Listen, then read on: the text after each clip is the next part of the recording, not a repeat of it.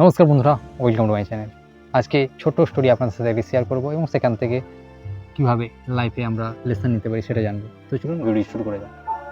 একজন ব্যক্তি মাথায় একটি ঘোড়া নিয়ে ঘিয়ের ঘোড়া নিয়ে বাজারে যাচ্ছিল বিক্রি করার জন্য।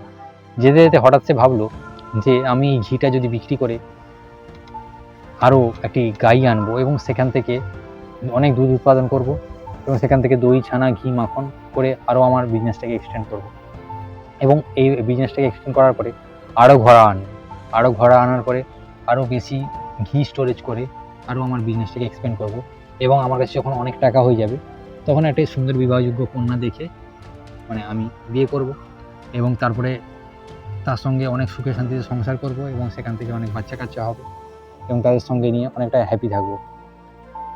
এবং এইভাবে ভাবতে ভাবতে কিছুক্ষণ যাওয়ার পরে সে একটি জায়গায় হোঁচট খেয়ে যায়।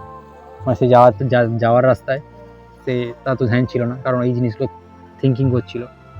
তো করতে করতে কিছুক্ষণ পরে তার যখন হোঁচটটা খেয়ে যায় তখন তার ঘোড়াটা পড়ে যায় এবং ফেটে যায় এবং সমস্ত ঘি নষ্ট হয়ে যায়।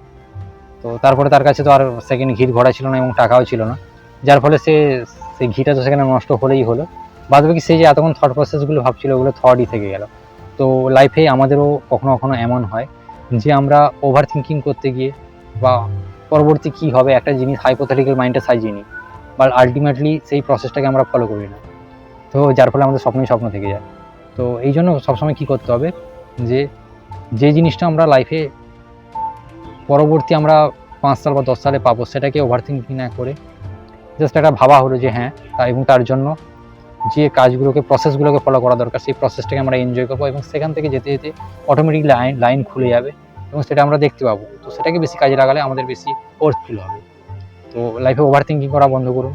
ওভার থিঙ্কিং আমাদের স্বাস্থ্যের জন্য ভালো না, মেন্টাল হেলথ, ফিজিক্যাল হেলথ সব কিছুর জন্যই খারাপ এবং এখান থেকে এই লেসনটাই আমরা শিখতে পারি। তো দেখা হচ্ছে নেক্সট ভিডিওতে নেক্সট টপিক নিয়ে।